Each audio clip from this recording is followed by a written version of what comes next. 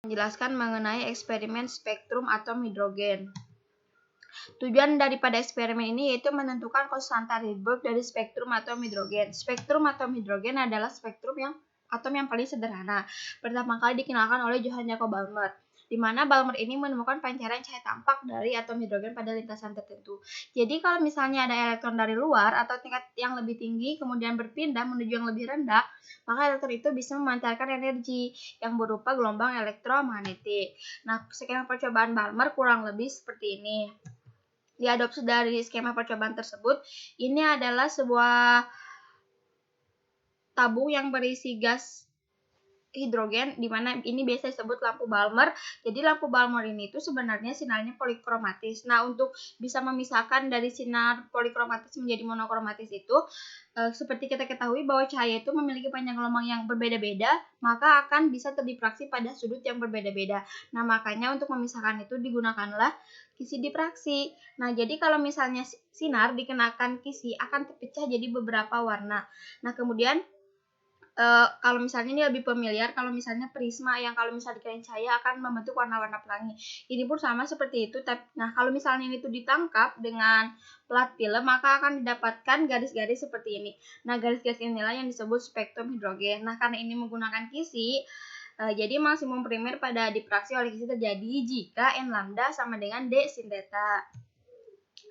Nah, pada akhir abad ke-19 ditemukanlah deret spektral, yaitu deret spektral itu di mana memandang panjang gelombangnya. Di sini ada deret Lyman. Jadi panjang gelombang deret Lyman itu berada pada daerah sinar ultraviolet. Deret Balmer pada cahaya tampak. Deret pasien itu sinar infrared 1. Kalau selanjutnya ada Lyman infrared 2 dan ada PON infrared 3. Nah, kemudian rumus deret Balmer menyatakan bahwa 1 per lambda sama dengan R 1 per 2 kuadrat min 1 per N kuadrat. R di sini adalah konstanta Rydberg yang akan kita cari pada eksperimen ini, dan 2 ini akan dijelaskan pada diagram tingkat, dan N itu merupakan bilangan kuantum. Nah, karena di sini kita tentunya akan melihat cahaya tampak, makanya disorot di sini adalah deret Balmer. Nah, jadi final N-nya itu adalah 2, makanya tadi digunakan di pas rumus Balmer itu dikatakan 2, karena N finalnya adalah 2. Jadi, dan Ni-nya tak hingga gitu. Terus sebenarnya bilangan kuantum ini untuk apa? Bilangan kuantum ini itu untuk kita mengetahui tiap tingkat dan beberapa transisi yang muncul di dalam spektrum. Nah, tujuannya kan kita mencari konstanta Rydberg, terus kita harus tahu dari mana konstanta Rydberg itu berasal. Jadi berawal dari Niels Bohr yang menyatakan bahwa lintasan elektron yang berbentuk lingkaran adalah terkuantisasi. Nah, dalam gerak melingkar ini elektron mengalami gaya Coulomb yang berperan sebagai gaya sentripetal. Nah, dinyatakan seperti ini. Terus berdasarkan postulat Bohr-Sommerfeld menyatakan bahwa ini terus akan didapatkanlah kecepatannya. Nah, kalau misalnya ini disubstitusikan pada pi ini, maka didapatkan seperti ini. Terus kemudian kita bisa mendapatkan jari-jari. Nah, dengan demikian kalau misalnya jari-jari ini kita masukin lagi ke sini, maka didapatkan kecepatan seperti ini. Nah, secara klasik bahwa total energi elektron itu adalah penjumlahan dari energi kinetik dan energi potensial. Maka bisa dituliskan seperti ini. Nah, kemudian kita mendapatkan energi totalnya ini. Nah, perubahan energi transisi elektron kalau misalnya diubah jadi energi gelombang elektromagnetik sesuai yang tadi dijelaskan oleh Balmer, nah maka dinyatakan E inisial ikon E final sama dengan HF. Nah, dimana kita ketahui bahwa HF sama dengan HC per lambda, makanya dapatkan seperti ini. Kalau misalnya diubah bisa ditulis juga seperti ini. Nah, ini sesuai dengan yang dituliskan oleh rumus Balmer, dan ini sebagai R-nya. Jadi besarnya R itu adalah ME pangkat 4 8 E0 kuadrat H pangkat 3C. Nah, sebenarnya kan kalau Balmer itu dulu pas eksperimen itu dia belum tahu N inisial sama N final, tapi dia pun sudah menyadari bahwa ketika dia mengerjakan rumus yang hubungan antara panjang gelombang dengan garis alkali, dia menyadari bahwa itu berbentuk seperti deret-deret. Kemudian dia untuk mempermudahkan hitungannya, dia mengubah hitungannya menjadi bilangan gelombang. Nah, dari bilangan gelombang itu kemudian dia memplot bilangan gelombang ini terhadap garis-garis. Nah, kemudian dia mendapatkan hasil yang sama. Nah, kemudian dia harus Dia terpikir untuk mencari fungsi yang tunggal yang dapat menghasilkan hasil yang sama kalau misalnya diberikan konstanta. Awalnya dia mencoba dengan rumus ini, tapi ternyata gagal. Kemudian dia setelah mengetahui Balmer, makanya dia mencoba dengan memasukkan Balmer, dengan mengetahui spektrum hidrogen dari Balmer, maka didapatkanlah persamaan seperti ini. Tetapi dia seperti kayak menulis ulang rumus Balmer itu harusnya gini. Kemudian dia menyarankan beberapa. Nah, C0 ini tuh adalah sebagai cikal bakal dari lahirnya konstanta Rydberg itu. Nah, supaya tujuan eksperimen tercapai, maka harus diketahui variabel eksperimennya. Berdasarkan dari persamaan ini, nah jadi variabel eksperimennya yaitu variabel bebasnya adalah spektrum warna. Nah, dari spektrum warna ini kita akan mengetahui N inisial sama N final. Terus variabel terikat. Variabel terikatnya yaitu sudut spektrometer, di mana tujuannya supaya kita mengetahui panjang gelombang. Dan variabel kontrolnya adalah kisi difraksi, mana kisi difraksi ini akan digunakan untuk mencari D. Alat dan bahan.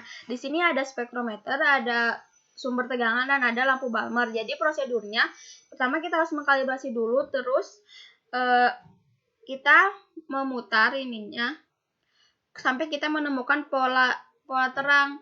Nah, kalau misalnya kita menemukan pola terang, dilihat spektrum warna apa dan pada sudut berapa. Dilakukan yang sama sampai kita tidak menemukan warna lagi. Itu dilakukan pada yang sama pada orde yang berbeda. Karena di sini orientasinya bisa kiri bisa kanan, makanya ada kiri dan ada kanan sesuai dengan data yang diberikan oleh dosen saya. Di sini ada sudut kanan, ada sudut kiri, dan ordenya 1 sama 2.